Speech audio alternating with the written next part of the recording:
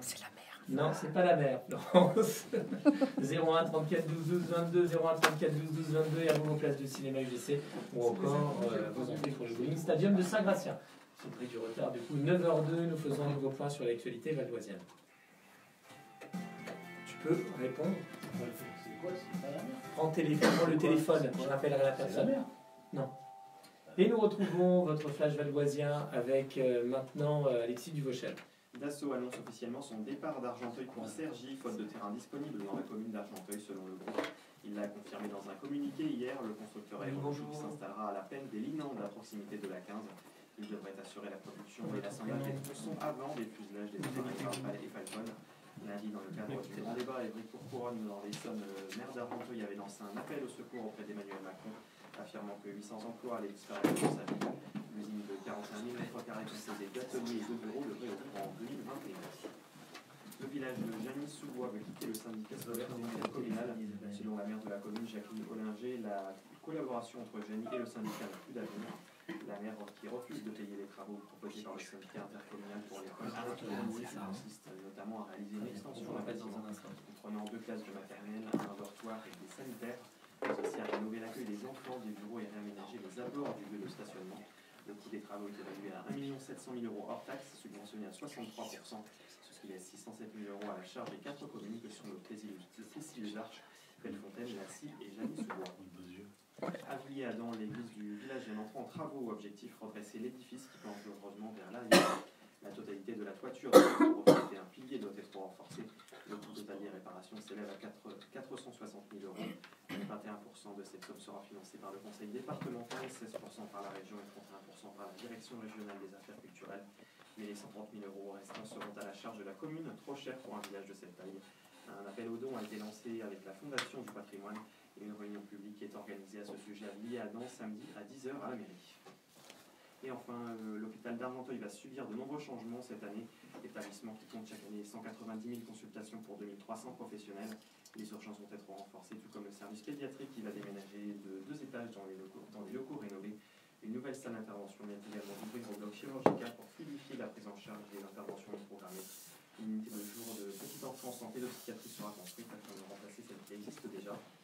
Au service de néonatalité, des supplémentaires vont également être installés.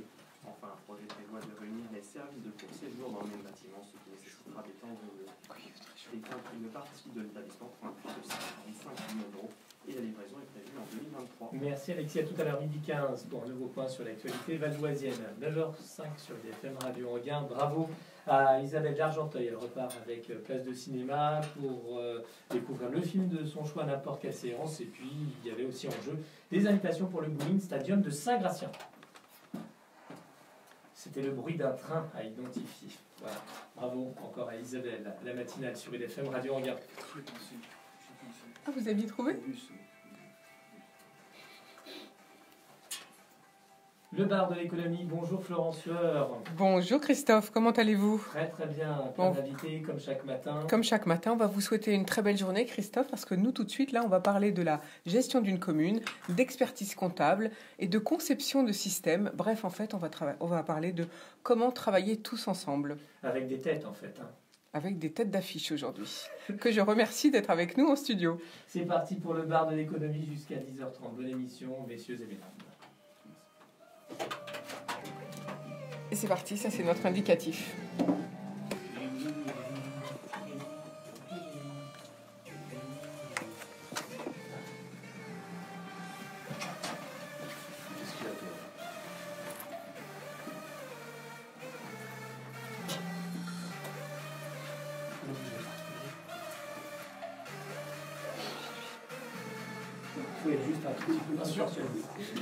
Bonjour à toutes, bonjour à tous, ravi de vous retrouver pour pour de nouveau 90 minutes d'économie avec Philippe à la technique, Pierre-Louis Marmillot pour l'info du jour et Olivier Carré pour sa chronique RH, aujourd'hui sur la CNV. Alors, dans les thèmes du jour, eh bien, comme je le disais avec Christophe il y a quelques secondes, nous allons parler de la gestion d'une commune, d'expertise comptable, de conception de systèmes. Et en fait, on va parler de comment tous travailler ensemble, pourquoi pas dans un même groupe, en travaillant au mieux, bien sûr. Et je remercie d'ailleurs mes invités d'être en studio avec nous, que j'accueille tout de suite. Philippe Guéroux, bonjour. Bonjour. Vous êtes maire du village de Nesles-la-Vallée en Val d'Oise, village de 1850 habitants. Vous êtes maire depuis 1995. Vous faites partie de la communauté de communes du Sauceron. C'est une communauté qui regroupe 12 communes, 20 000 habitants. On y trouve les communes comme Valmondois, Auvers-sur-Oise, Aronville, Butry-sur-Oise, Hennery, je ne vais pas tout citer, Hérouville, etc. Professionnellement, vous êtes un architecte naval et vous êtes en retraite active. Avec vous, nous parlerons de la gestion d'une petite commune, de la gestion de territoire, de l'économie d'ailleurs des petites communes, de l'identité rurale, puisque vous voulez garder votre image de village. Et nous parlerons aussi des adéquations entre les projets et les moyens, bien sûr, des petites communes, entre autres. On parlera aussi d'intercommunalité, Enfin bref, pas mal de sujets au goût du jour. À vos côtés, eh bien, Thierry Legrand, bonjour. Bonjour Florence. Vous êtes expert comptable associé au sein du cabinet Exponens, 300 salariés en 30 ans d'existence, 33 millions de chiffre d'affaires pour 5000 clients. Vous faites donc bien sûr de l'audit et du conseil. Et puis vous avez créé le département économie solidaire, on en parlera ensemble. Et puis on parlera de l'enjeu qui est le développement des services aux entreprises, la digitalisation de la profession, l'investissement dans une société d'informatique. On parlera aussi, si vous voulez bien, de la loi Pacte. On parlera aussi du fait que c'est difficile de trouver des comptables et des experts comptables. Alors y a-t-il un déficit d'image de la profession ? Et puis, j'ai noté que vous étiez également bénévole à Reporters d'Espoir. Et on finira peut-être par ça, si vous voulez bien.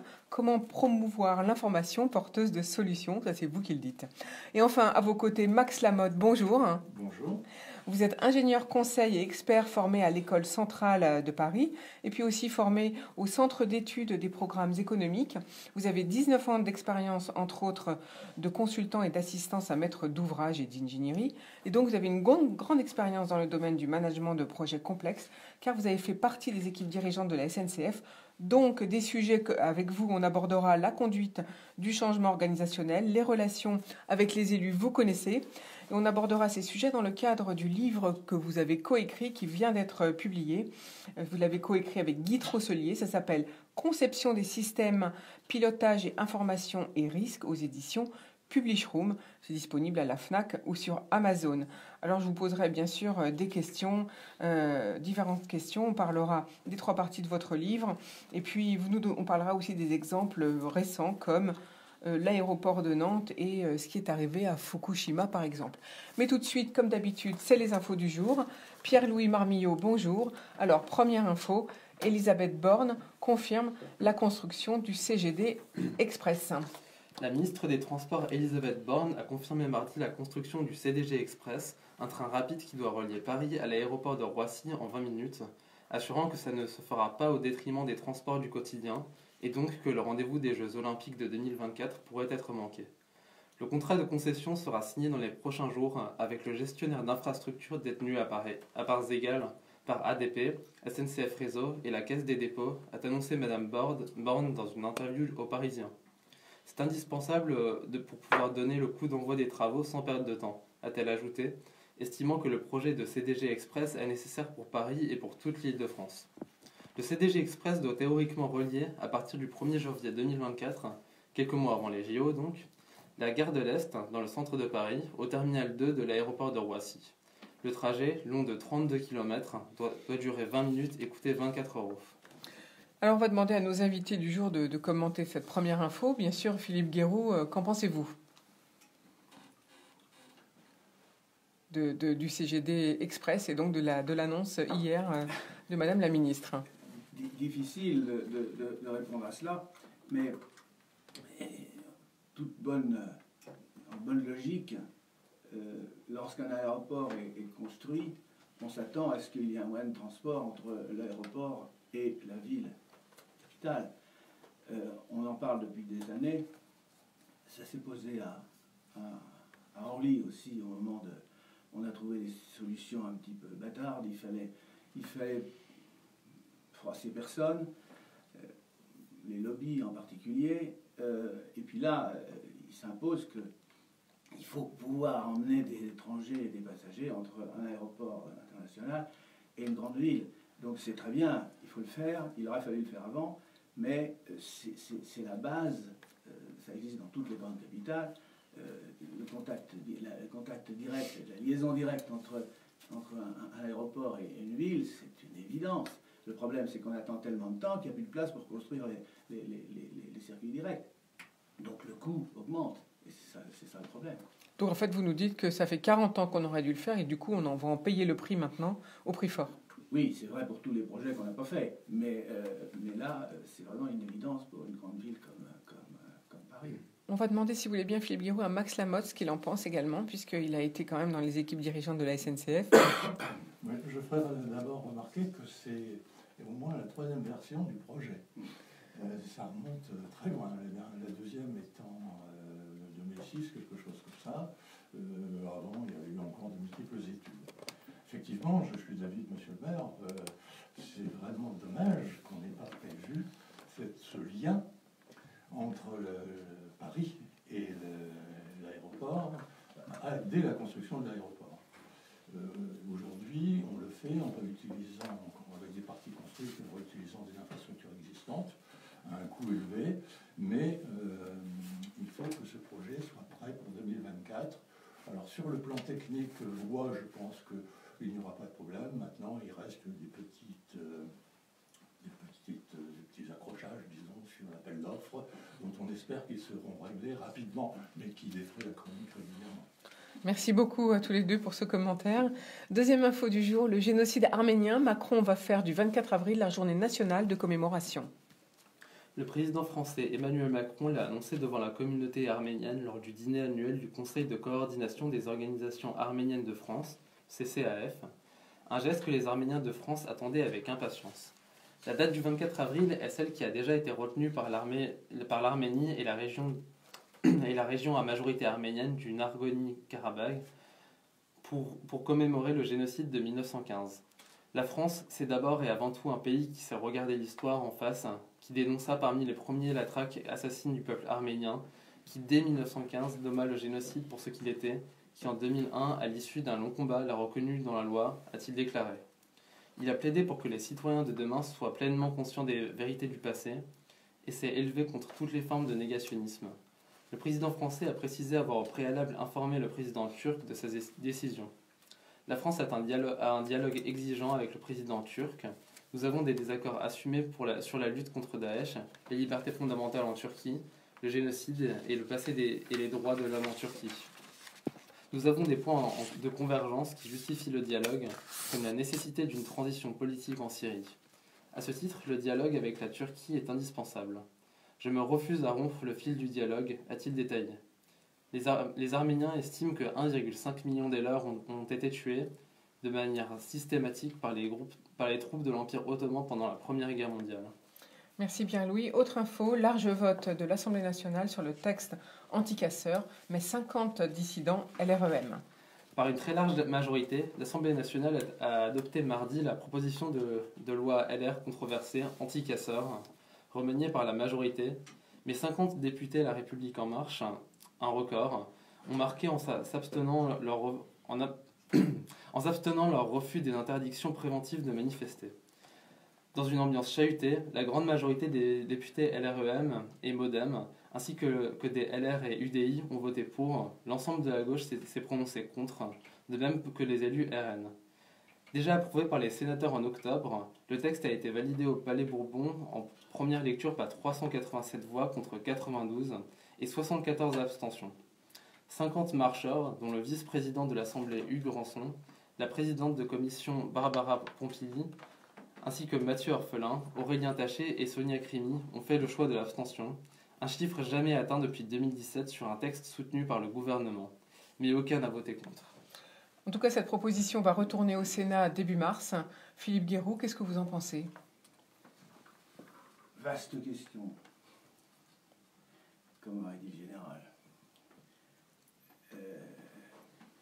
Il est certain que la logique dans laquelle on est aujourd'hui, dont on nous a dit à plusieurs reprises que c'était une logique de guerre, au moins vis-à-vis de certains sujets, est une tentation de donner aux préfets, qui sont le bras armé du gouvernement, des pouvoirs pour pouvoir agir rapidement. Et je crois que c'est la notion d'urgence qui provoque cette tentation.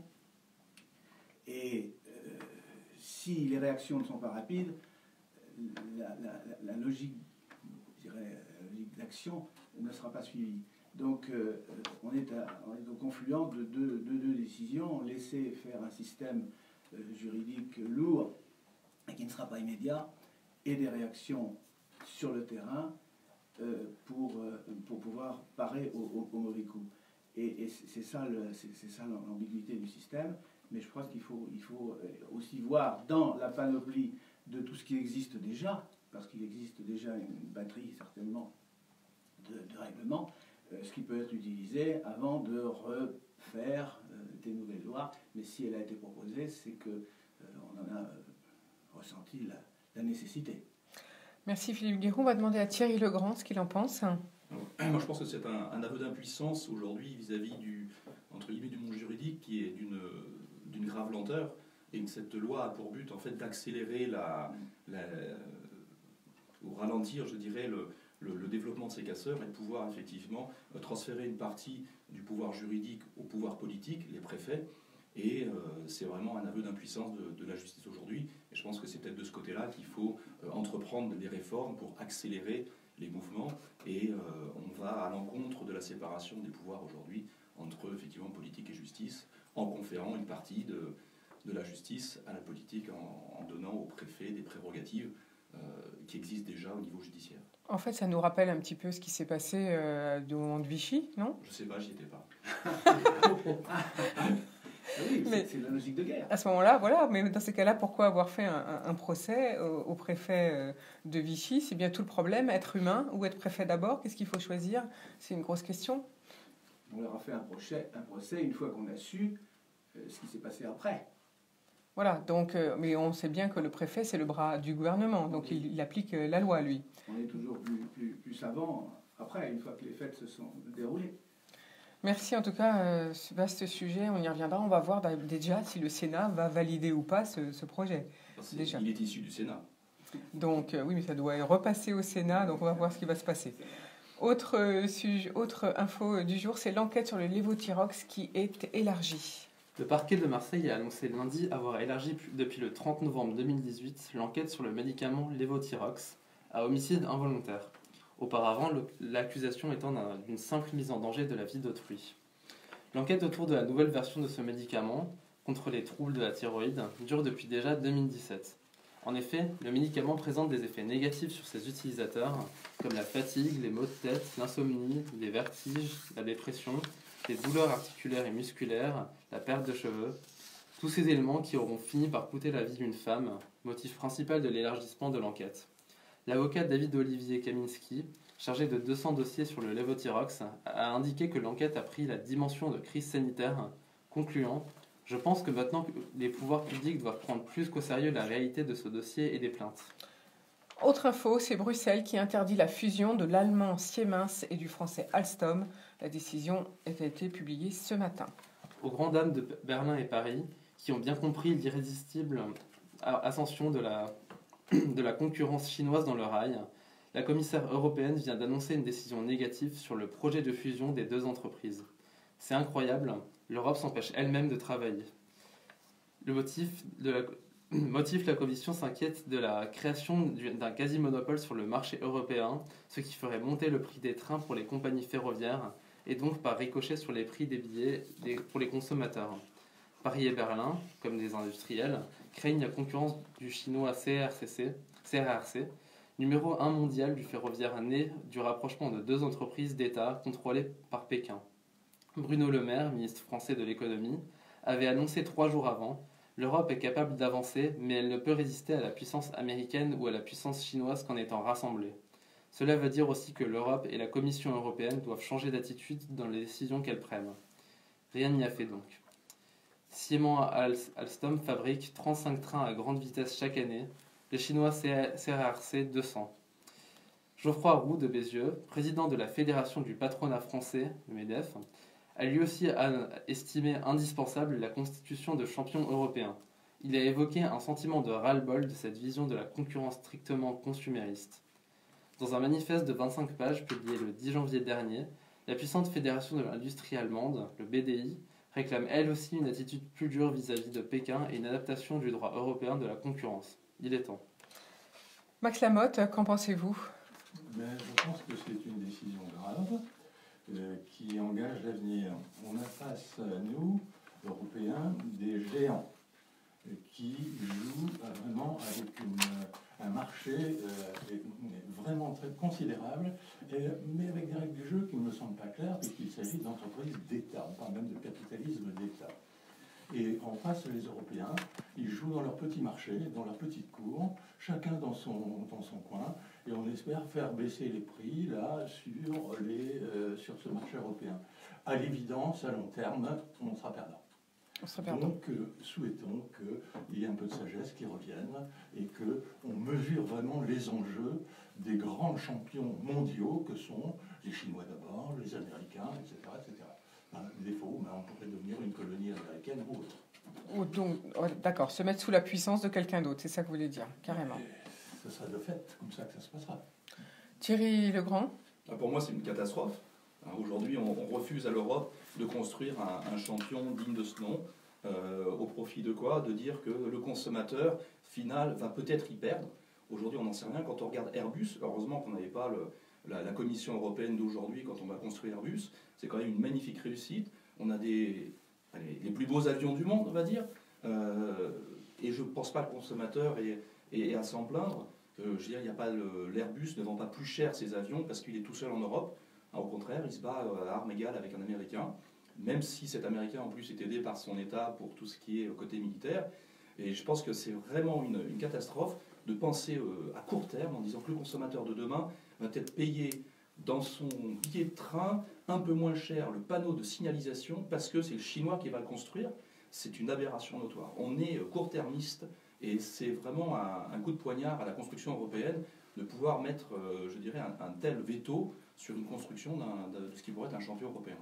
Voilà, donc en fait, ce que vous voulez nous dire, c'est encore une fois la différence entre une décision de fonctionnaire et la réalité économique. Ouais, il y a une distance entre les deux qui est énorme.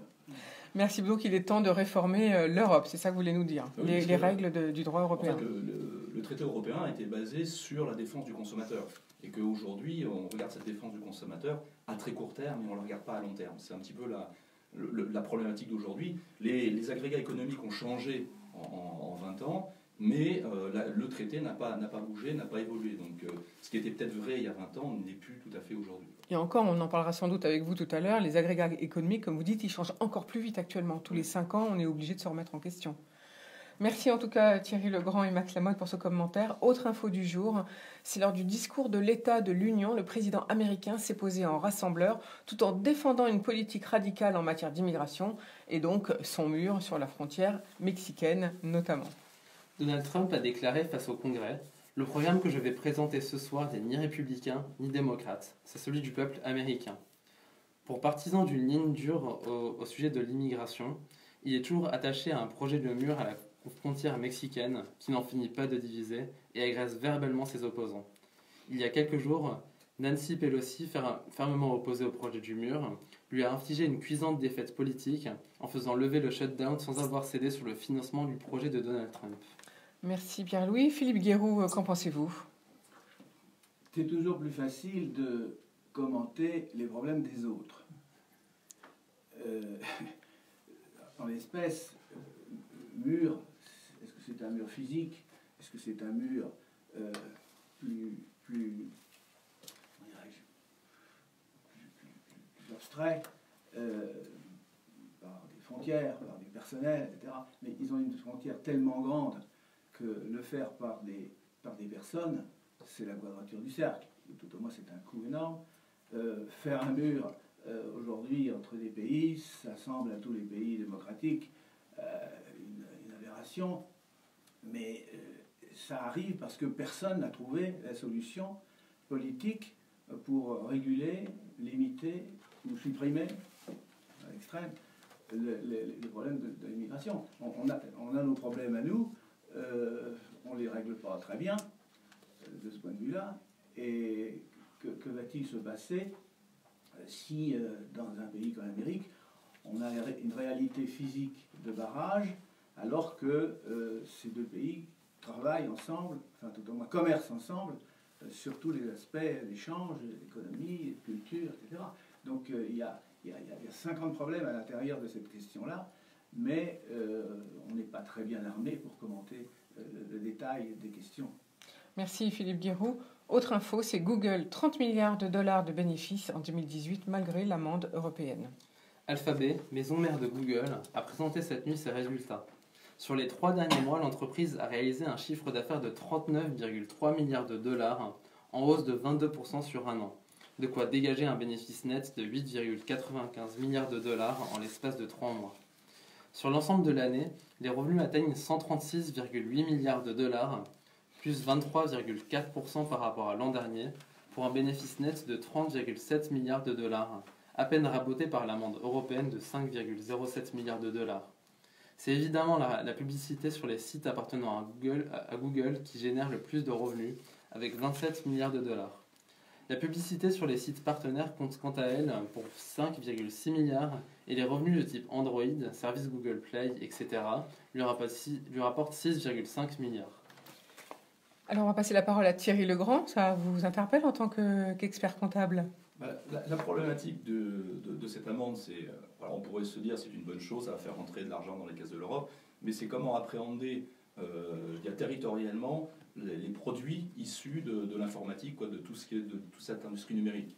Et c'est le problème qu'on a sur Google, c'est le problème qu'on a sur Apple, et les autorisations qu'on donne à ces géants de s'installer où ils veulent et d'optimiser un maximum leur fiscalité. Et c'est vrai qu'aujourd'hui, si Apple a été, parce qu'il y a une amende qui a été prononcée aujourd'hui ou hier sur 500 millions d'euros d'amende sur Apple, la problématique c'est que c'est un accord parce qu'on est incapable aujourd'hui de savoir où sont réalisés réellement les profits de ces entreprises et on ne peut que les taxer de manière aléatoire. Donc comment effectivement mettre une taxation, comment mettre une législation en place là-dessus.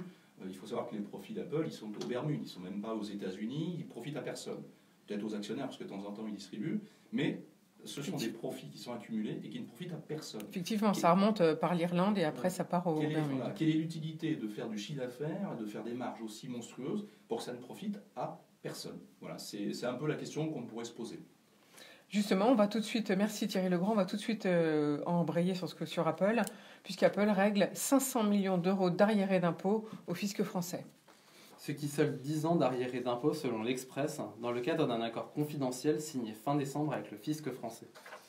Les négociations entre Apple et la Direction des vérifications nationales et internationales, le DVNI, de Bercy avaient été engagées depuis quelques mois.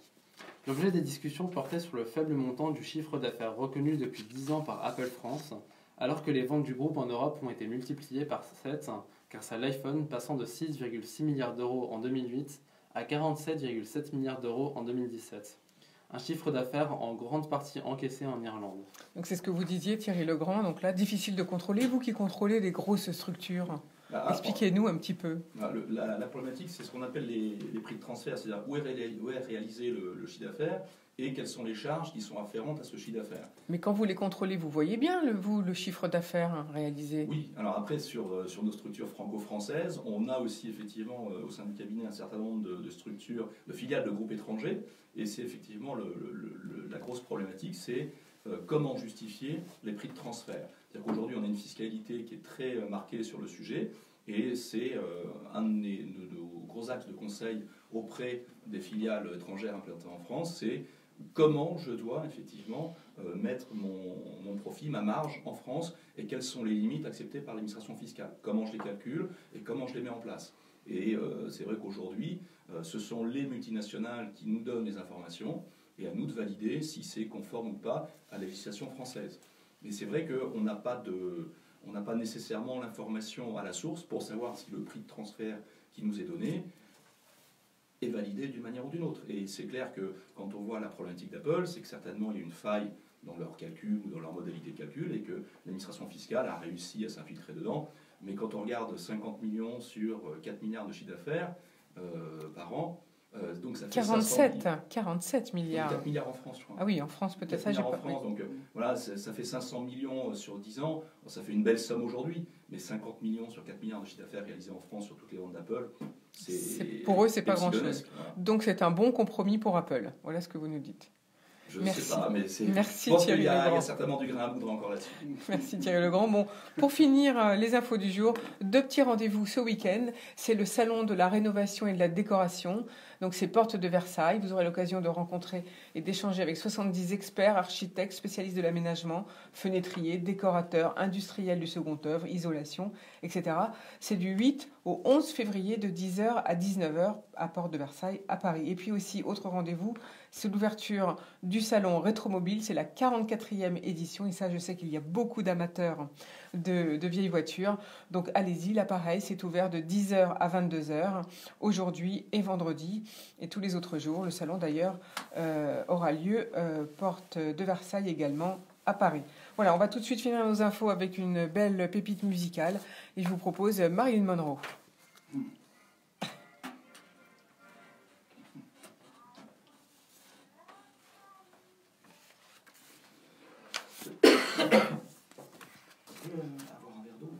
Oui, sortez, allez-y.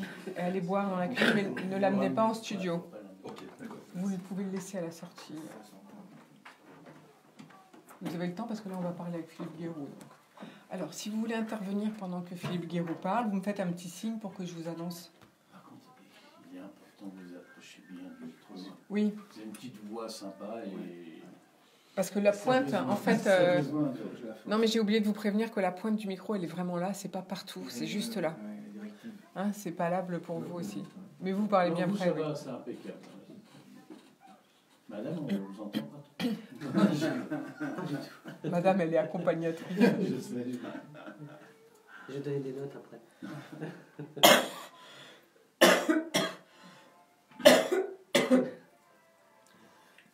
Ça y est, il y a mon chat dans la gorge qui revient. Il est parti. Tu as écrasé. Et si vous voulez faire des petites antisèches à monsieur, allez-y. Hein. Mettez-vous à côté de lui. Vous pouvez, il y a une place, Moi, je vais alors. poser une question. Si vous voulez. C'est vrai, vous avez l'intention de poser une question? Peut-être que vous allez vouloir poser une question à monsieur le maire. Ah. Sait-on jamais. Les questions. Je sais même pas votre nom. Au maire, c'est toujours. Valérie Lamotte. On croit qu'ils ont une idée là-dessus, mais ils n'ont pas forcément une idée précise sur la question. C'est un petit peu comme quand on demande leur avis aux gens du spectacle. La politique. Quelquefois, ils sont complètement nuls. Et quelquefois, ils sont partisans, etc. Thierry, donc la pointe du micro, elle est bien en haut. Si vous voulez poser une question, il n'y a pas de problème au maire, vous me faites un petit signe. Si vous voulez intervenir pendant ses propos. C'est pas grave. On y retourne, Philippe.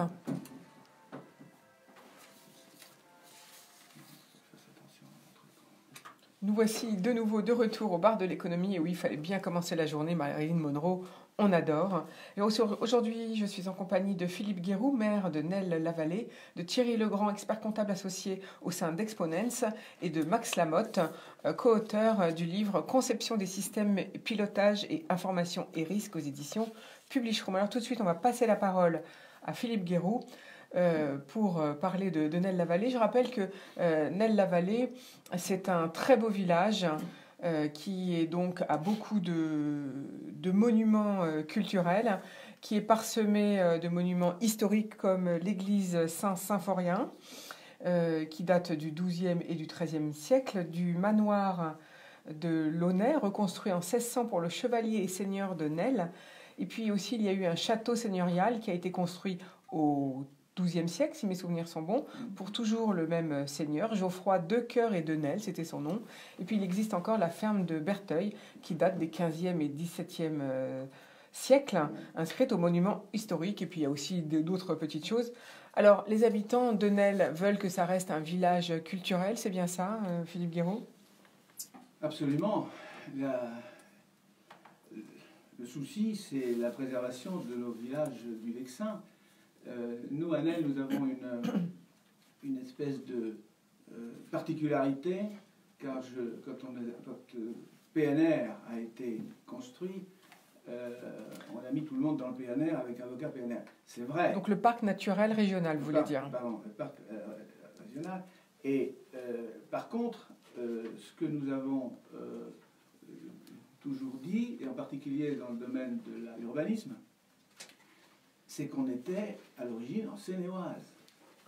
Notre construction... Votre département d'origine, c'est la Seine-et-Oise.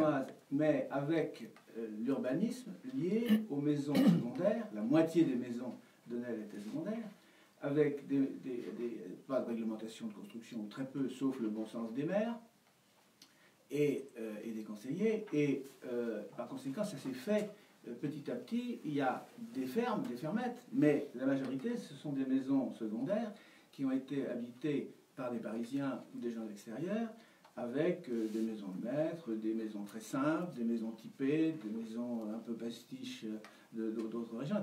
Donc il y a une richesse très grande que l'on voudrait conserver, et dans les constructions nouvelles, évidemment, on insiste beaucoup pour l'harmonie du village au niveau de l'urbanisme. Alors justement, est-ce qu'actuellement vous arrivez à imposer des règles, j'allais dire esthétiques, qui font que le village peut garder une harmonie? Très difficile. Mais on est accroché à cela, en particulier en ce moment, mais ça date depuis des années, dans l'étude du PLU, qui lui doit donner des règles qui permettent de conserver à ce village sa morphologie. Avec l'aide des bâtiments de France, de l'architecte des bâtiments de France, dont on parle beaucoup, mais qui ont quand même dans les années dernières contribué à conserver au Vexin une personnalité, un typé, et également le PNR, le parc régional, qui, surtout dans les débuts, était très accroché à la morphologie des villages, et qui aujourd'hui, je ne sais pas si c'est une dérive, mais la mode des architectes de toute origine fait que on a un discours un petit peu mélangé, en disant le vieux et le jeune se mélangent, on peut faire des compromis, etc. Bon, il n'y a pas eu de grosse faute de fait dans le Vexin, mais il faut veiller aux détails de construction, il faut veiller et surtout à la préservation par des zones vertes, par des zones de protection, qui évidemment ne sont pas propices à la spéculation. Aujourd'hui, tous les villages qui ont un PLU en travail, ils sont attaqués par un plan local d'urbanisme. Oui, pardon, excusez-moi. Par des marchands de biens, par des gens qui, quand ils sont à Nesle, tout va bien, ils protègent, puis dès qu'ils décident de vendre, on fait des sous-sous. Et là, voilà, on divise. Et ça, c'est de nature, d'une part, à changer la morphologie du village, et d'autre part, autre aspect très important, le nombre d'habitants. Car nous sommes dans une zone où la loi SRU, la loi des logements sociaux, s'applique. Vu la morphologie du terrain, il n'y a pas beaucoup de terrain, donc on est déjà dans une cuvette. Et ensuite, il y a ce que l'État appelle la densification, mais on ne voit pas très bien où on va densifier, sauf à couper les terrains en 3 ou 4. Donc ça, c'est pas du tout ce que souhaitent les habitants de Nesle. S'ils le souhaitent, ils vont nous le dire. En plus, si on densifie, il faut des transports publics. Alors, ça, c'est ce qui a été la protection de Nesle depuis toujours, c'est que le manque de transport fait que l'afflux de population n'a pas été très grand. Mais on est passé quand même de 1200, 1500 dans les années 95, oui, c'est ça, à 1850. Mais pratiquement, on n'a pas construit beaucoup de nouvelles maisons. On a densifié des maisons existantes, on a remplacé des maisons secondaires par des maisons... donc c'est un problème de développement. Donc c'est difficile de se battre en tant que maire au sein d'une communauté de communes pour ça? La commune est encore responsable de son PLU et on a refusé un PLU intercommunal tant la diversité des villages est grande. À côté de nous, Nesle joue un rôle de bourg et on a des petits villages qui ne sont pas exactement dans la même configuration que nous, etc. Mais ça, je vais en parler. Mais l'état d'esprit du maire, je reviens sur mon ancien métier parce qu'il éclaire un petit peu ce que nous avons fait. Vous étiez architecte naval. Architecte naval, mais pas pour faire des bateaux de plaisance, malheureusement, mais pour faire des bateaux de service. donc qui participaient au développement des territoires, des littoraux, et en particulier en Afrique, avec la FAO, l'Organisation internationale pour l'agriculture et l'alimentation, et la Banque mondiale, dans laquelle j'étais expert pendant des années. Pour faire quoi? Pour concevoir, prévoir, construire des programmes de développement liés à la nourriture des hommes, donc les poissons sur les littoraux, et les bateaux. Et il y a un parallèle, parce que l'esprit de développement existe aussi beaucoup chez le maire, et qui prend en charge une commune et qui a un rôle de développeur et aussi de protecteur. Et là, il y a un paradoxe, il y a une contradiction. Mais c'est quand même, intellectuellement, des choses qui se rapprochent. Donc, développeur, protecteur. Mais alors, comment vous faites? Quel est le budget pour NEL? Parce que vous n'avez pas beaucoup de moyens, j'imagine. Combien y a-t-il de fonctionnaires? Expliquez-nous un peu la gestion d'une petite commune. C'est un petit bourg. C'est un petit bourg qui a la chance d'avoir encore pas mal de commerçants. Soit parce qu'ils sont restés là et qu'ils ont fait de bonnes affaires et qu'ils ont été de bonne qualité. Et puis un restaurant qui aussi attire beaucoup. Soit dans les dernières années, des commerces qui se sont vidés, qui sont restés libres pendant longtemps et que la commune a souhaité récupérer pour justement animer le groupe des existants. Et là, le restaurant récent, qui est un restaurant communal donné à gérer et à une équipe sympathique qui a beaucoup de succès et qui effectivement participe complètement de l'activité avec les autres commerçants qui sont les petites surfaces, les boulangers, etc., etc. Les produits de première nécessité, comme on dit. Alors, ce qui nous est tombé dessus récemment, qui n'était pas prévu au mandat, on ne peut pas tout prévoir, c'est la maison de santé. Alors, le désert médical, etc., tout ce qu'on entend dans la presse, très bien. La maison de santé, c'était un problème difficile à régler, qui finalement a été pris en main par la mairie. Pourquoi? Parce que la gestion passée, extrêmement prudente, n'a pas conduit la mairie dans des emprunts faramineux comme dans certains endroits. Et donc, on a toujours avancé avec nos petits moyens et nos petits sous, en faisant des provisions, etc. Et j'avais dit, si on n'est pas endetté, on a une grande période de nos mandats, on a désendetté, on ne l'était pas non plus de façon catastrophique, mais on s'est trouvé en capacité de réaction parce qu'on avait la possibilité d'emprunter au dernier moment sur un coup dur. Et ça, c'est ce que les communes devraient faire en disant ne jamais s'endetter au-delà du coup dur qui va venir, anticipation du coup dur qui va venir. Voilà, donc ce que vous voulez dire, c'est que les politiques, finalement, voient trop grand pour se faire plaisir, en fait, sans avoir l'argent derrière. C'est ça que vous voulez nous dire? Oui, enfin, il y a ça, et puis il y a le fait qu'ils passent des subventions, je le disais encore hier soir, ils passent des subventions à portée de main. Alors des subventions, elles sont de 30, de 50, de 70, etc. Et on voit la subvention.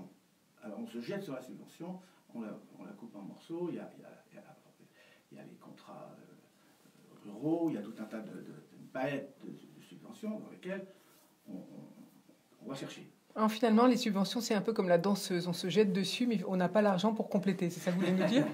Alors, merci pour la danseuse.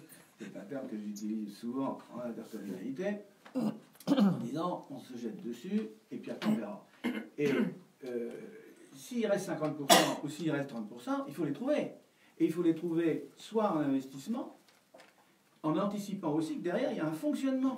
Plus les petits villages font des investissements, plus ils sont bloqués par la suite, parce que il faut bien que ça rentre dans le budget de fonctionnement un jour. Le budget de fonctionnement de NEL, 1,2 million d'euros pour 13 personnes. Vous avez 13 ouais, fonctionnaires salariés? Oui. pour on 1,2 a million. 3 secrétaires, 4 maintenant, et on a ensuite des personnes de service ou des personnes qui... ils démarchent. Donc c'est pas beaucoup. Avec 2 ouvriers extérieurs. D'entretien des espaces verts, j'imagine, et de la route, etc. Qui partagent le travail avec aussi des extérieurs. Tout ça, ça fonctionne bien. Mais enfin, ça a quand même un coût.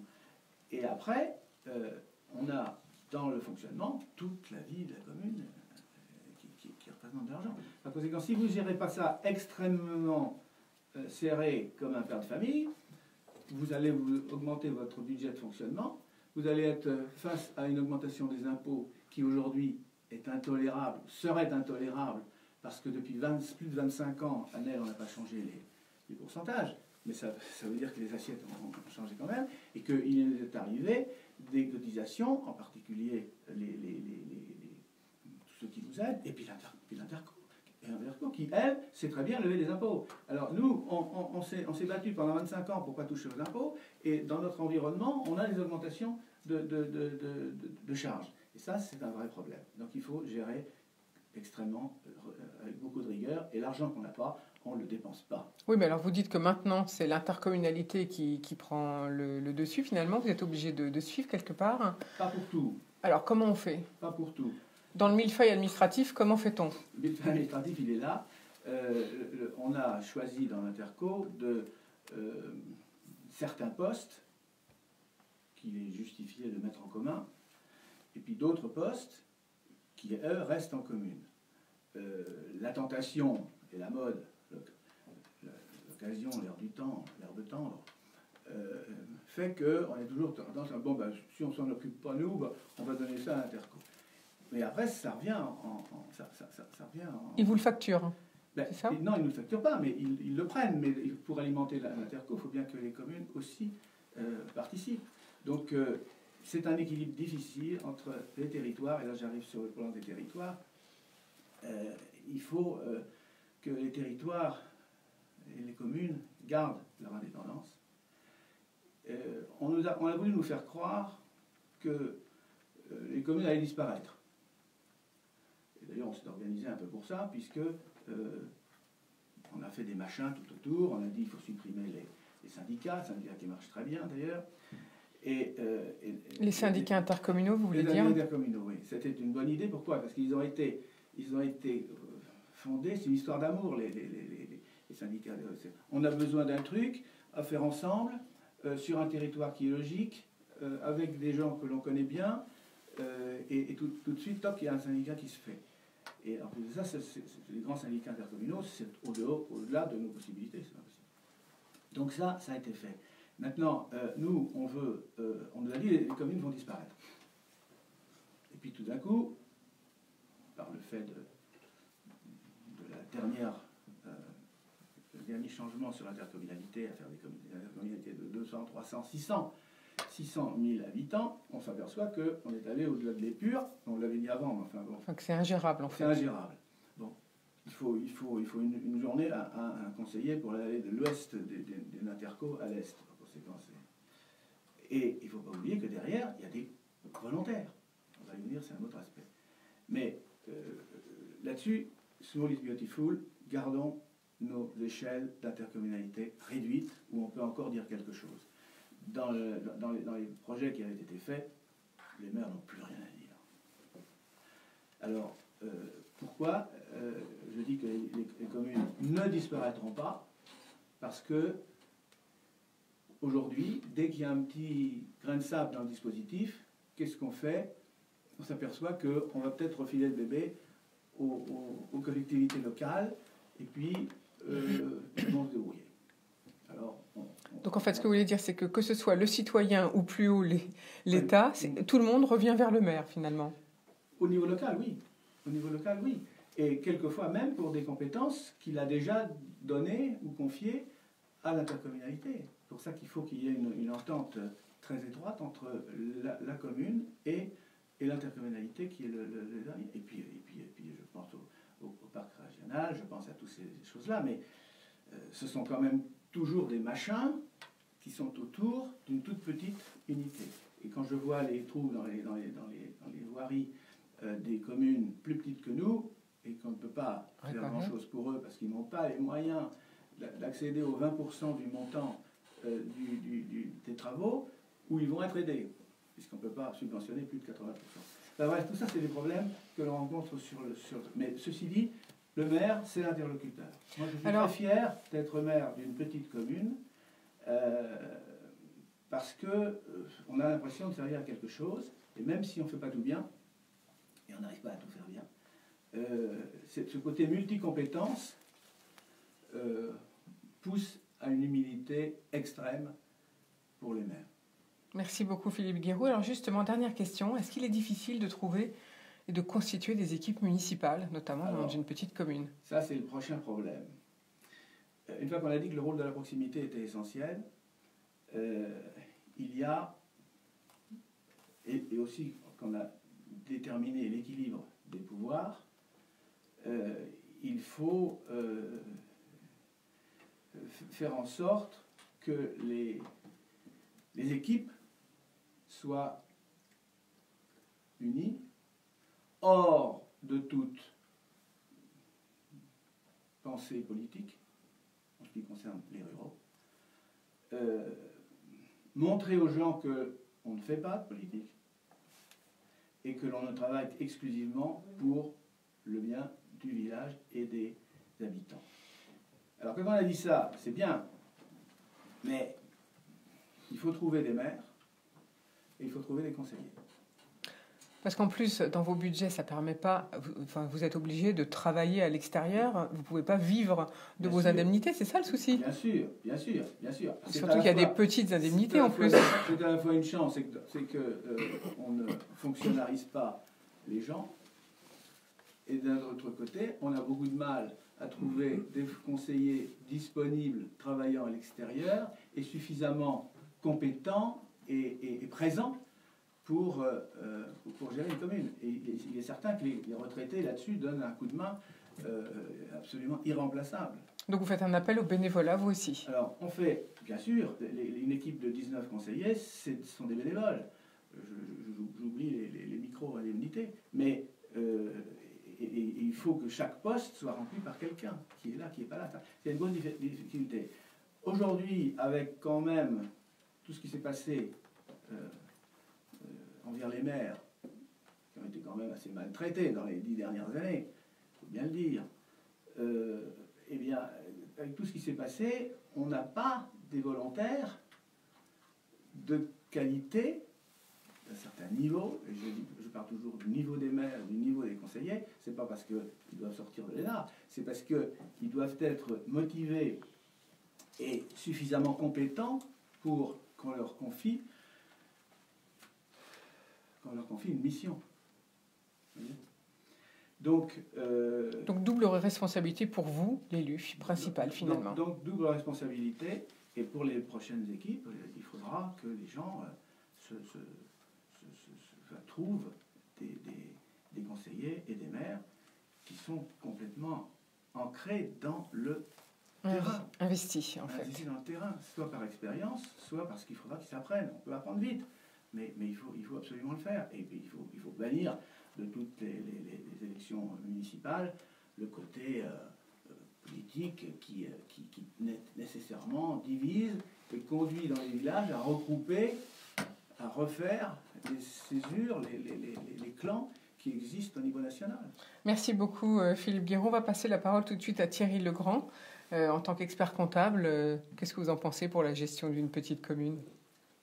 C'est effectivement extrêmement compliqué. On s'était attelé une fois à analyser les comptes communaux, parce qu'on avait comme client une école privée, et de voir un petit peu quelles étaient les charges qui pesaient sur les écoles primaires au sein d'une commune, pour voir quels étaient les montants de subventions que pouvait attribuer la commune effectivement aux écoles privées, suivant les lois en vigueur. Et c'est vrai que c'est un maquis assez compliqué à comprendre, et qu'il faut effectivement des connaissances significatives dans le domaine. Moi j'avais une question pour monsieur le maire. Au niveau de la commune de Nesle, vous ne serez pas trop touché par l'exonération de la taxe d'habitation, dans la mesure où vous avez essentiellement des résidences secondaires? on avait, on les a plus. On avait donc l'exonération de la taxe. C'est aussi un des problèmes, c'est qu'un certain nombre de taxes qui étaient réparties entre les services de l'État, enfin, les départements, etc., et une partie revenait à la commune. Aujourd'hui, avec les tâches supplémentaires de l'intercommunalité, on a aussi de l'argent qui disparaît. Donc, alors, on le retrouve par un autre biais, mais c'est un biais communautaire, c'est plus un biais individuel de la commune. Alors Thierry Legrand, on va changer de sujet, si vous voulez bien, avec vous. On va parler des nouvelles lois, la loi Pacte, de l'enjeu de la digitalisation de votre profession. Et puis, également le fait que vous avez créé un département d'économie solidaire. Alors, expliquez-nous un petit peu, déjà au niveau de la loi Pacte, et puis est-ce que c'est une bonne chose pour vous que disparaisse la mission de commissaire aux comptes, finalement ? Alors, s'il disait oui, 90% de la profession me tomberait dessus. Donc, effectivement, c'est pas on ne pense pas que ce soit une bonne chose. En fait, il y a le lien de confiance qui se rompt un petit peu. L'expert comptable est là pour assister le dirigeant pour l'établissement de ses comptes annuels et le commissaire aux comptes pour en contrôler la régularité. Les deux missions sont totalement distinctes. Donc il y en a un qui est le conseiller de l'entreprise et l'autre qui est là pour s'assurer que l'ensemble des règles soient respectées. C'est comme si aujourd'hui, en fait, on laissait les gens rouler sur la route sans mettre de radar. Sans mettre des panneaux de limitation de vitesse, surtout. Non, les panneaux existent, mais on ne met pas les radars. Donc en fait, on abolit totalement le contrôle. Donc c'est un petit peu étrange où on renforce le contrôle sur un certain nombre de choses et au niveau des entreprises, on l'enlève, on le retire. Donc sur les petites entreprises. Donc c'est quand même assez étonnant que sur le tissu français, 70% des entreprises ne seront plus contrôlées. Alors comment on va faire si on veut investir justement ? C'est tout on n'aura plus de contrôle de garant ? Alors il n'y aura plus de garant. Moi je pense qu'un certain nombre d'entreprises vont conserver leur commissaire aux comptes parce qu'il y a quand même un apport important du commissaire aux comptes qui est de conforter les financeurs sur la régularité des comptes. Sur est-ce que les procédures mises en place au sein de l'entreprise sont conformes, permettent, je dirais, d'avoir une information financière sereine. Et ça, c'est quelque chose qui est très important. Parce qu'aujourd'hui, effectivement, lorsqu'on regarde des comptes d'une entreprise, certifiés ou non certifiés, on n'a aucune garantie de savoir si, effectivement, ils ont été établis conformément à 100% au texte. Est-ce que les séparations de fonctions sont bien établies ? Alors, le rôle de l'expert comptable est également de s'assurer que ces éléments sont respectés, mais il n'est que l'assistant du chef d'entreprise. Il n'y a pas cette notion de contrôle telle que là, le commissaire aux comptes. Ce sont deux professions qui sont extrêmement complémentaires. En même temps, l'expert comptable a quand même un rôle de conseil, comme vous l'avez dit. Donc, d'une part, il est bien obligé de dire au chef d'entreprise que s'il se trompe, il faut bien qu'il rectifie. Bien sûr. Il ne peut pas laisser passer des erreurs contraires à la loi, ça c'est clair. Mais aujourd'hui, l'expert comptable n'a pas à se prononcer sur, ou ne peut pas, entre guillemets, sanctionner son client si des séparations de fonctions ne sont pas assumées au sein de l'entreprise, si les contrôles ne sont pas suffisamment mis en œuvre. On ne peut pas avoir d'appréciation, on ne peut pas émettre d'appréciation qui sont visibles dans les comptes sur ces éléments-là. Alors, dans votre profession, est-ce que c'est dû à un déficit d'image ? On remarque qu'il y a beaucoup de postes à pourvoir. Vous en recherchez une dizaine même, oui. Voire peut-être même jusqu'à une trentaine d'ici la fin de l'année. Voilà. C'est ce que vous m'avez dit. Pourquoi il y a un manque de candidats dans ces métiers ? Est-ce que c'est trop difficile ? Comment la formation est-elle faite ? Où fait-on maintenant une formation de comptable et d'expertise comptable ? Partout. Aujourd'hui, en fait, je pense qu'on a un déficit d'image au niveau de l'expert comptable. On a encore une image un petit peu désuète du gras de papier du collaborateur qui va travailler de 8h le matin à 10h le soir, samedi et dimanche compris. Non, on s'ouvre un tout petit peu. On sait ce qu'est la concurrence des entreprises. Aujourd'hui, on essaye de faire en sorte que l'équilibre balance professionnelle, balance privée soit à peu près respecté.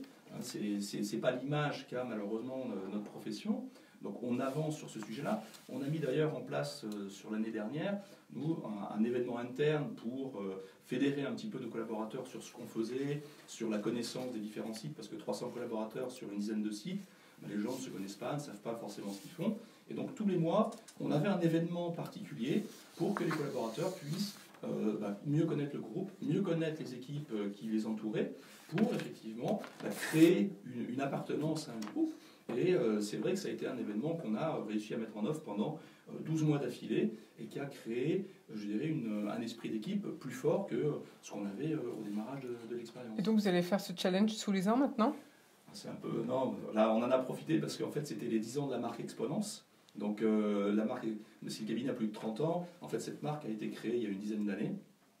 On a profité de cet anniversaire pour créer cet événement, qui a été en plus reconnu par la profession, puisqu'on a reçu un trophée d'or au trophée Marcom de la profession comptable sur cet événement. Et ça nous a permis, je dirais aujourd'hui, de créer un élan. Et on va essayer effectivement sur cet élan de continuer à mettre en place un certain nombre d'événements au sein de l'entreprise pour continuer sur cette bonne lancée. Mais est-ce que n'importe qui peut il y a beaucoup de problèmes d'emploi en France. Est-ce qu'à n'importe quel âge, on peut devenir expert comptable ? Est-ce qu'on peut refaire une formation ? Est-ce qu'il y a des limites d'âge ? Alors, il n'y a pas de limite d'âge à l'expert comptable. Il faut savoir que l'expert comptable, c'est vrai que c'est une profession où on demande, je dirais, un nombre d'années relativement long, puisque c'est, entre guillemets, un bac plus 8, puisqu'il y a 5 ans licence master, plus 3 ans de stage et un mémoire. Donc, effectivement, c'est 8 ans d'études pour être expert comptable. Donc on se dit, voilà, c'est super long. Quand on regarde tout ce qu'il faut faire, c'est compliqué, il va falloir faire un mémoire, ça peut décourager. Mais en revanche, il existe plein d'autres métiers au niveau de l'expertise comptable sur lesquels on n'a pas la nécessité d'être diplômé d'expertise comptable. Aujourd'hui, on va avoir besoin de plus en plus avec la digitalisation de scientifiques, de gens qui sont capables d'analyser la data. Si on regarde les gros cabinets d'audit aujourd'hui, ils ont des batteries d'analystes qu'on n'a pas nécessairement encore aujourd'hui dans nos cabinets de taille plus réduite, mais ce sont des professions qui vont se développer. Les data analystes sont des professions qui vont se développer au sein de nos cabinets. C'est-à-dire que les collaborateurs vont passer de data analyst à data scientist.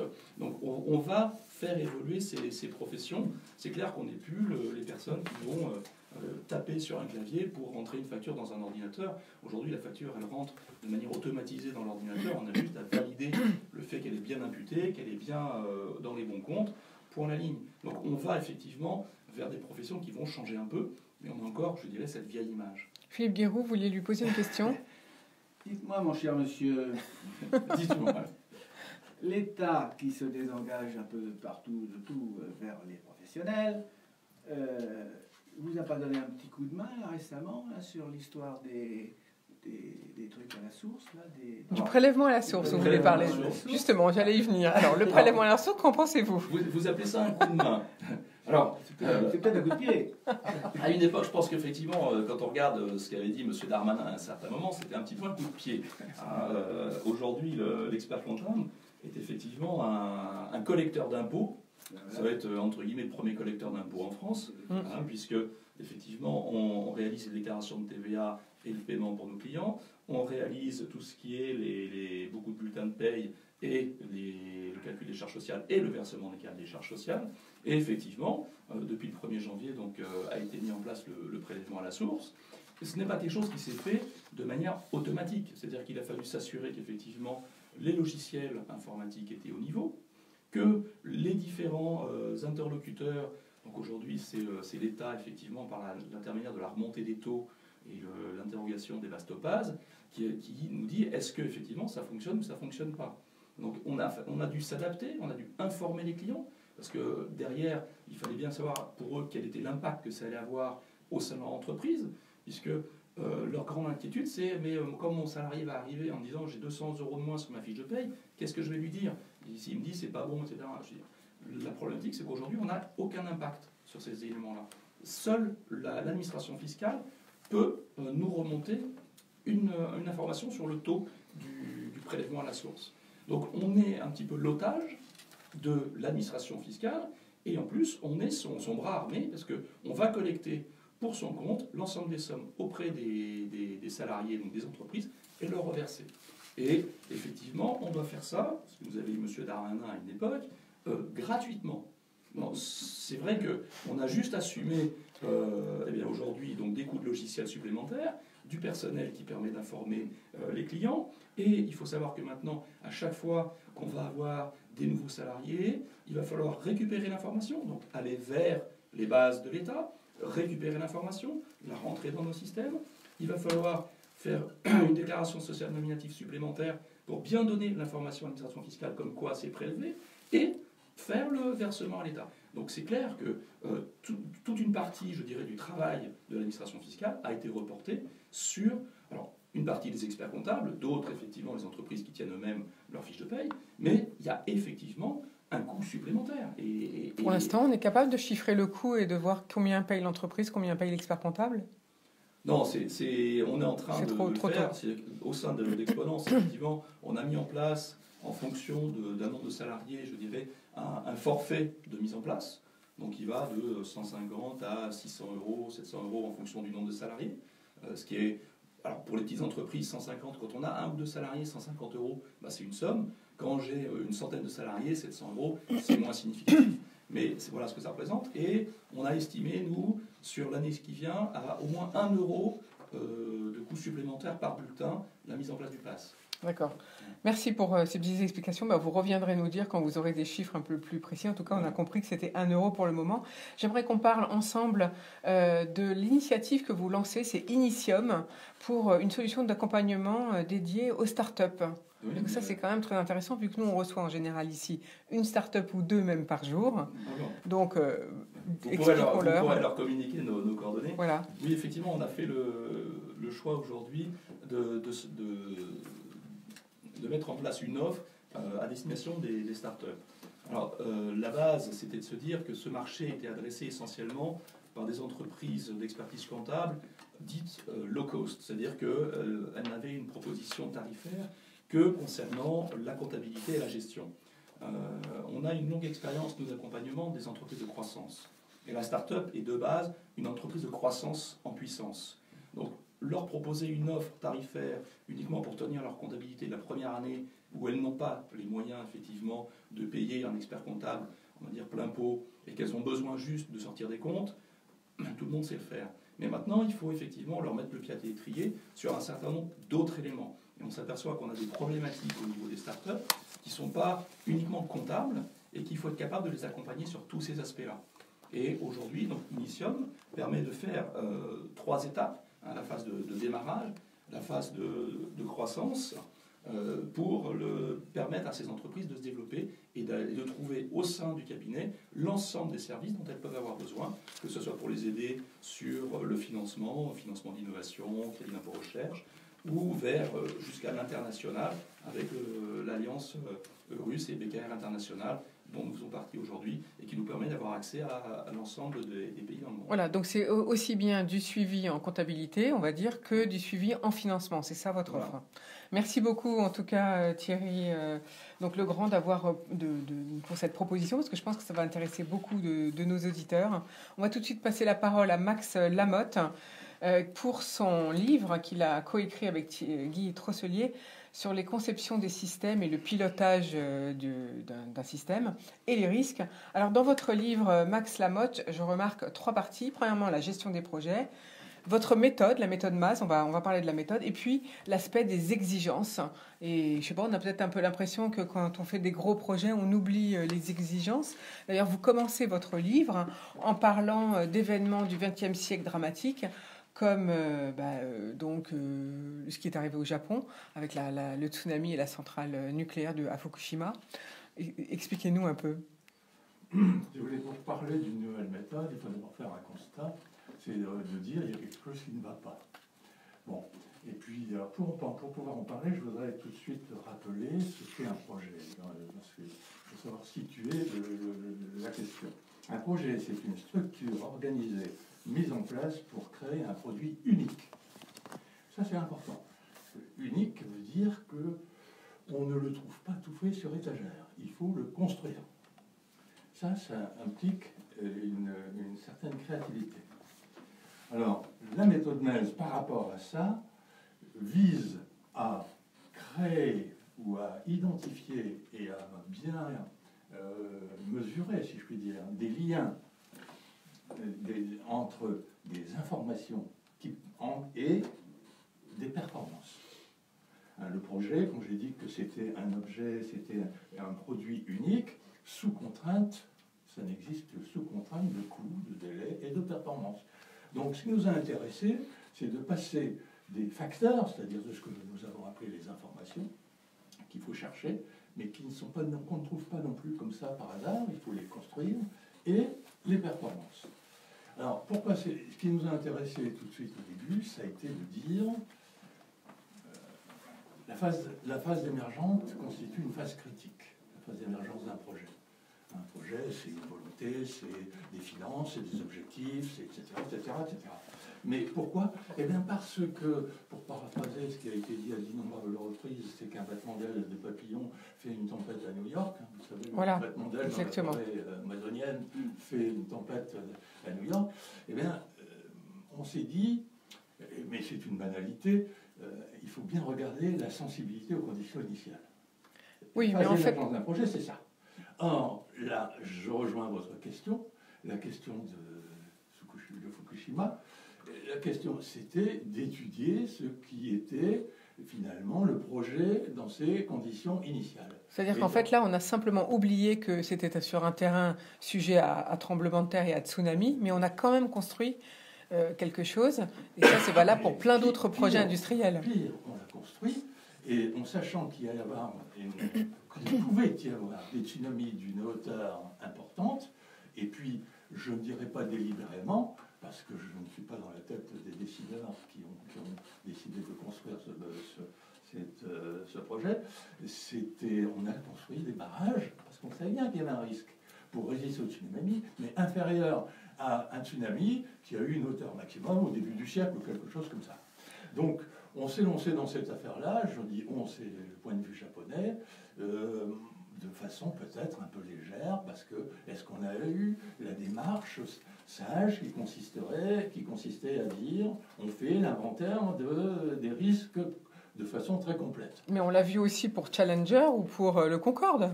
Le Concorde, c'est un petit peu la même chose. Tout le monde sait, enfin, on trouve ça sur Internet, hein. Tout le monde sait qu'il y a des obstacles et des petites pièces qui traînent comme ça sur les aéroports. Ça ne pose pas trop de problèmes jusqu'au jour où ça pose un problème. Alors, dans votre livre, justement, vous donnez des conseils de comment orienter les choix, comment garder la maîtrise du management et comment gérer les risques. C'est ça votre méthode Maze? La méthode Maze, c'est justement entre les performances qu'on attribue à un projet, c'est-à-dire à l'objet qu'on veut construire. On dit on veut assurer cette performance et on veut faire le lien direct avec tous les facteurs possibles et imaginables qui permettent de modifier ou de détériorer ces performances. Autrement dit, si on prend l'exemple du risque, ça veut dire qu'on ne veut pas courir de risque, mais ça peut être aussi dire on veut répondre à des performances pour un client. Pour les clients, quand on construit quelque chose, quand un maître d'ouvrage, quand un décideur dit « je vais construire quelque chose », en général, il veut des clients. Alors, il a à répondre à des conditions, à des questions de sécurité, à des questions de qualité, à des questions d'environnement. Et je crois qu'au fil du temps, les questions auxquelles on doit répondre constituent vraiment le projet complexe, c'est-à-dire que le domaine des questions, les domaines de questions auxquelles il faut répondre est de plus en plus large. Voilà, c'est-à-dire qu'en fait, ce que vous voulez dire, c'est que jusqu'à présent, on n'élargissait pas assez les réflexions quand on veut sortir. On voyait que le produit final et c'est tout. C'est pour ça d'ailleurs qu'on en est au marché des moins 10 ans. Étant ingénieur de formation, je ne vais quand même pas osciller la branche sur laquelle j'ai été assis très longtemps. Mais enfin, force est de constater que les logiques des projets sont des logiques de technique. Et au fond, si je devais citer un très bon exemple, je ne vais pas vous le citer en entier, mais l'exemple du cahier des charges de 2 chevaux est manifeste. Vous avez quelque chose, vous voulez une voiture qui est capable de porter un panier d'œufs sur la banquette arrière et traverser un champ de patates, et sans casser les œufs. Voilà, c'est ça, le cahier des charges de 2 chevaux. Et dans le cas de nos projets, on dit quelqu'un a une idée, tout de suite il y a un technicien qui dit je sais faire. En fait, c'est toujours la technique qui gagne, c'est ça que vous dites.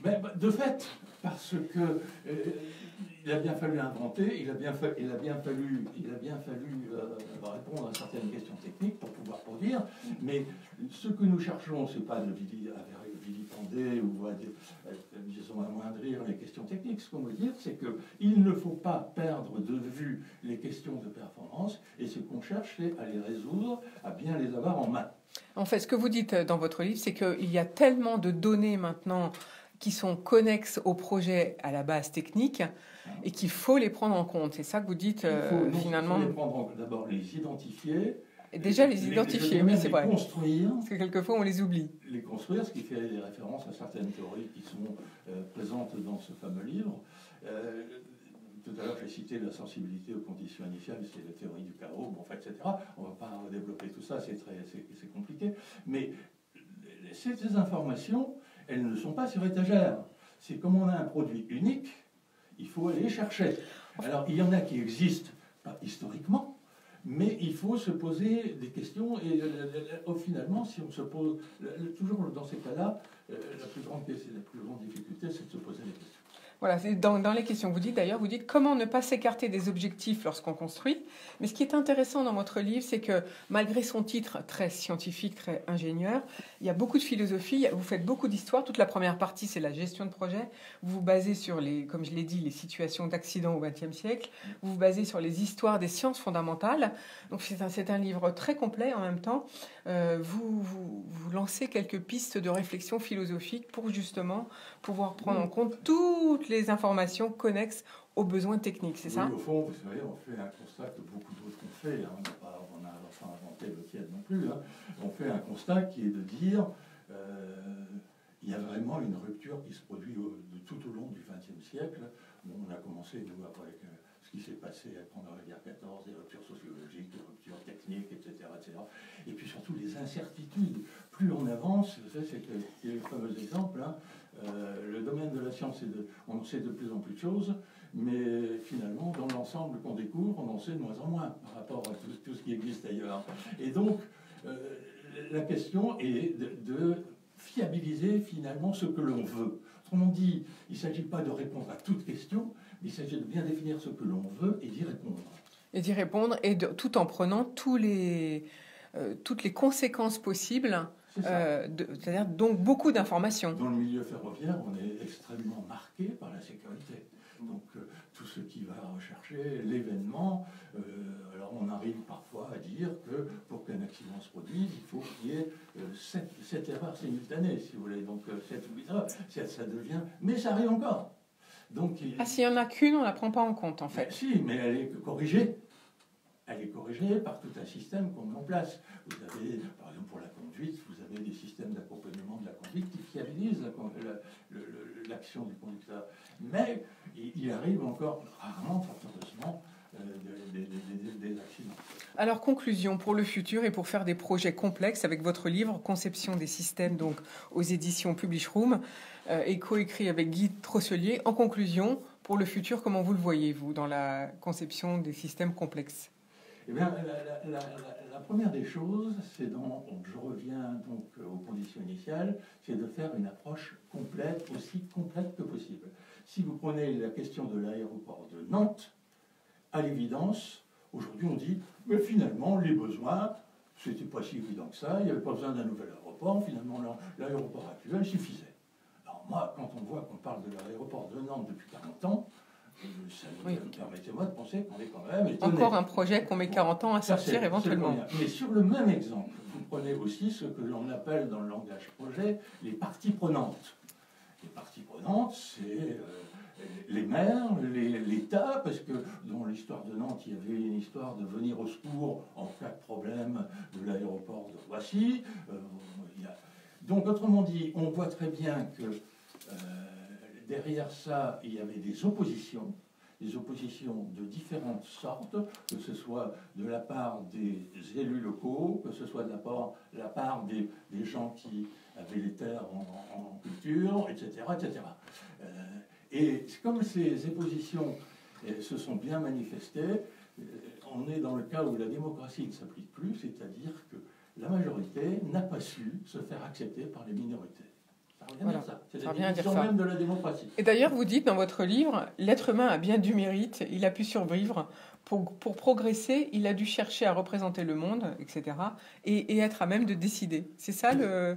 Est-ce que c'est de plus en plus difficile, finalement le fond de l'affaire, c'est effectivement, c'est très difficile, mais pour s'en sortir, un point sur lequel on insiste aussi, je pense, quelque part, mais je vais dire le mot, mais bon, il faudrait pouvoir le développer, c'est bien en rester au sens de ce que l'on veut, et je dirais même le bon sens, et de savoir l'illustrer, bien définir ce que l'on veut, mais ne pas aller au-delà, ne pas vouloir dire on répond à tout et à n'importe quoi. Voilà, il ne faut pas tout vouloir faire, donc, finalement. on dit, dans le passé, on cherchait un peu à répondre à tout. On est trop exigeant. Et là, il faut se définir ce que l'on veut et dire je reste à ça. Et si l'étude que l'on fait est insuffisante, alors il faut revoir l'objectif. D'ailleurs, ce qui est intéressant aussi dans votre livre, c'est vous parlez d'Edgar Morin, le sociologue, et puis aussi de peintres comme Jean-Claude Ménard, qui s'interrogent sur la représentation et le fonctionnement du monde. Voilà, il y a un petit peu de tout. Ce sont deux représentants de la complexité. L'un en peinture, c'est Jean-Claude Exactement. Ménard, que nous avons rencontré d'ailleurs. Et puis Edgar Morin, on a manqué le rendez-vous, mais Edgar Morin qui reste évidemment à 98 ans, un sociologue évident qui intervient très régulièrement. Il y a un article récent dans Libé. Donc je rappelle votre livre, Conception des systèmes, pilotage, information et risque. C'est aux éditions Publishroom, publié en coécrit par Guy Trosselier et vous, Max Lamotte. Merci beaucoup d'être venu nous le présenter aujourd'hui. J'invite les lecteurs, enfin les auditeurs à l'acheter parce que c'est très intéressant. On va tout de suite faire une pause avec la chronique du jour. C'est la chronique d'Olivier Carré sur la CNV, c'est la chronique RH. Après, on aura peut-être juste 1 minute de conclusion. Je vous passerai la parole. Ça va être chaud. Ça fait combien de temps sa chronique? 3,51 encore. Je lui avais dit de ne pas dépasser 2 minutes, moi.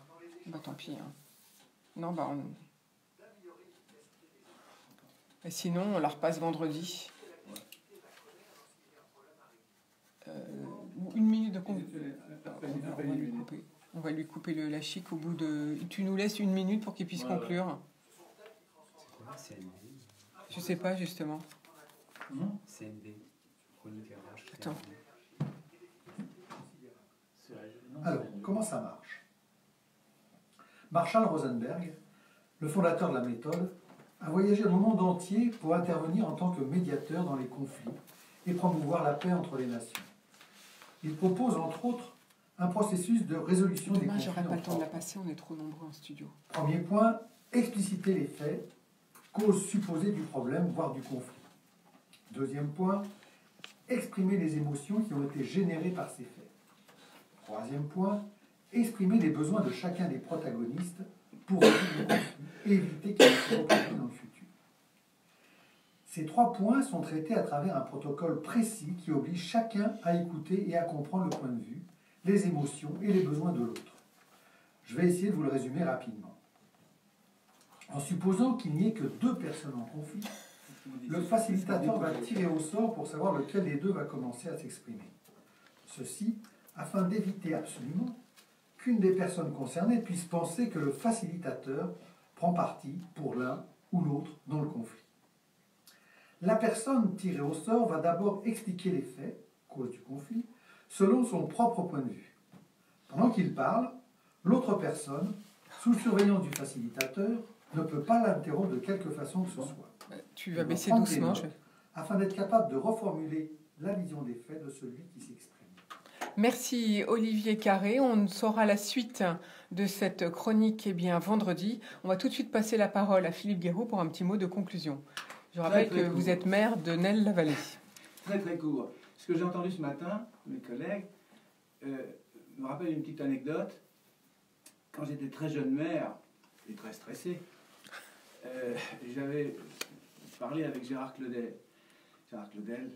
Un élu du Val d'Oise bien connu. Président du Conseil général, etc. Et j'attendais un conseil.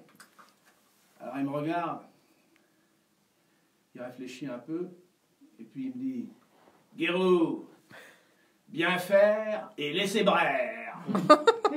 Bon, merci beaucoup Philippe Guéroult. En tout cas, nous, on sera ravis de vous retrouver donc dès demain. pour de nouvelles aventures au bar de l'économie. On va se quitter avec un petit peu de musique. Je vous rappelle qu'aujourd'hui, donc j'étais en compagnie du maire de Nel-la-Vallée, Philippe Guéroux, qui vient de s'exprimer, de Max Lamotte pour son livre Conception des systèmes et pilotage information des risques, et puis de Thierry Legrand pour Exponence et l'initiative qu'il lance, qui s'appelle Initium, justement, pour aider les startups. Donc, faites appel à lui. Voilà, à bientôt, à bonne journée, à demain.